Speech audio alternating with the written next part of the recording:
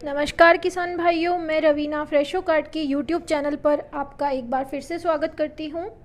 इस वीडियो में आज हम जानेंगे करेले में लगने वाले रोग और कीटों के बारे में। तो किसान भाइयों, वीडियो में आगे बढ़ने से पहले वीडियो को लाइक, शेयर और सब्सक्राइब ज़रूर करें और ऐसे ही वीडियो की जानकारी यदि आप लेना चाहते हैं तो हमारे बेल आइकन को ज़रूर दबाएँ। तो किसान भाइयों, हम पहले बात करते हैं कीटों के बारे में। करेले की फसल जो होती है उसमें ज़्यादातर माइट्स और जिसको हम मकड़ी भी कहते हैं, तो माइट और थ्रिप्स का प्रकोप ज़्यादा देखने को मिलता है। इन कीटों की वजह से पत्तियां मुड़ जाने लगती है और पौधा जो है धीरे धीरे ख़राब हो जाता है। इसके कंट्रोल के लिए आप एसीफेट 75% का छिड़काव कर सकते हैं। 20 ग्राम प्रति 15 लीटर पानी के घोल बनाकर आप इसको अगर छिड़काव करते हैं तो थ्रिप्स से और माइट से, जिसको हम चेपा भी कह सकते हैं, इससे आपको जो है कंट्रोल होता है। ये छिड़काव आपको पौधा जब 10 से 15 दिन का हो उस समय इस दवाई का छिड़काव कर सकते हैं। यदि पौधा 25 दिन से ऊपर का है, 15 दिन से ऊपर का है, तो इसके ऊपर आप बीटा सल्फ्यूरथिन 8.49% प्लस इमिडा क्लोरोपिड 19.81% WW का स्प्रे करवा सकते हैं। आगे हम बात करेंगे इसके अंदर लगने वाले प्रमुख रोग कौन कौन से हैं। तो किसान भाइयों, करेले की फसल में सबसे ज़्यादा पाउल्ट्री मिल्ड्यू, जिसे हम चूर्णी फफूंद भी कहते हैं, ये रोग लगता है। इसके अलावा फ्यूजेरियम विल्ट, जिसको अपन उकठा या उखेड़ा भी कह सकते हैं, और इसके अलावा इसमें डाउनी मिल्ड्यू, मोज़ेक इत्यादि रोग देखने को मिलते हैं। ये सारे रोग फंजीसाइड के फफूंद की वजह से होते हैं। तो इनके बारे में जानते हैं, वीडियो में बने रहे हमारे साथ। इसके बारे में हम बात करेंगे पाउल्ट्री मिल्ड्यू के बारे में। चुनली फफूंद,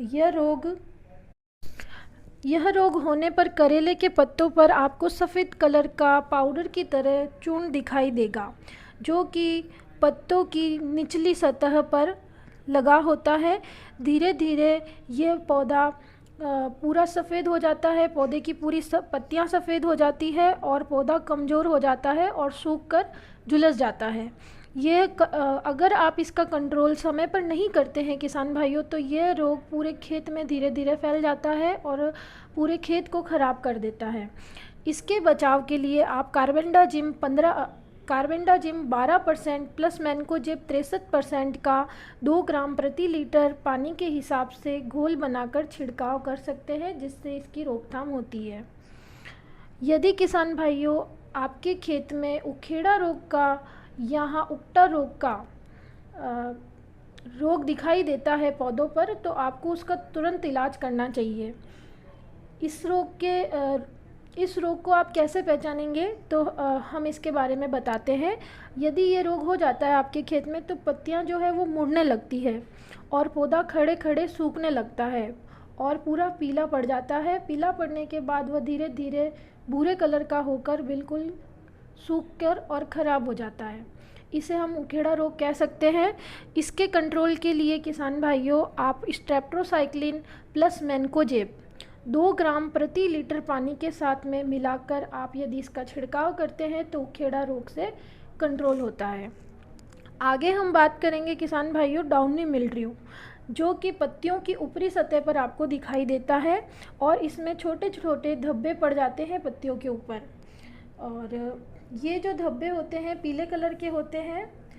और खेत में यदि नमी ज़्यादा होती है तो यह रोग जो है पूरे खेत में फैलने के लिए बहुत ही ज़्यादा तेज़ी से फैल जाता है यदि खेत में नमी होती है। तो इसे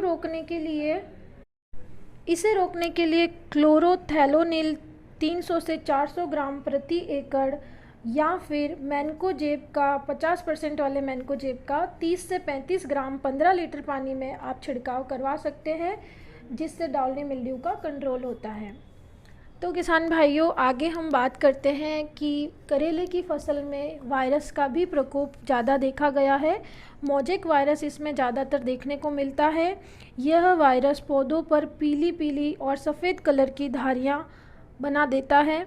जिससे पत्तियां पूरी तरह ख़राब हो जाती है। पत्तियों की जो वाइन्स होती है वो पीली पड़ जाती है और धीरे धीरे पत्ता बिल्कुल झुर्रीदार हो जाता है और पौधा जो होता है वो बिल्कुल ख़राब हो जाता है। यह वायरस धीरे धीरे पूरे खेत में फैल जाता है। इसकी कोई ऐसी ख़ास दवाई नहीं आती है और ना ही इसको रोका जा सकता है। तो इसके लिए हम क्या करेंगे किसान भाइयों कि हमको एक अच्छी रेजिस्टेंट वैरायटी जो होती है, रोग प्रतिरोधक क्षमता वाली वैरायटी है, उसी का हमको चयन करना है और वही खेत में हमको लगानी है। और यदि संक्रमित पौधा है खेत में तो उसको उखाड़ कर बाहर फेंकना है, जला देना है। और यदि आप इसको थोड़ा मतलब कंट्रोल करना चाहते हैं तो आप इसके ऊपर नीम ऑयल का, जैसे कि जैविक अपन उपचार इसके अंदर कर सकते हैं, नीम ऑयल का छिड़काव कर सकते हैं, या फिर आप इसके अंदर नीमाडिन करके नीम ऑयल आता है उसका छिड़काव कर सकते हैं। तो आप इसके अंदर जैविक कंट्रोल करके इस वायरस को थोड़ा कम कर सकते हैं। और संक्रमित पौधा खेत में बिल्कुल नहीं रहना चाहिए, इस बात का बिल्कुल हमें पूरा ध्यान रखना है। तो किसान भाइयों, अगर आपको वीडियो पसंद आया है और आपने इस वीडियो को पूरा देखा है तो आप आगे शेयर ज़रूर करें और लाइक ज़रूर करें।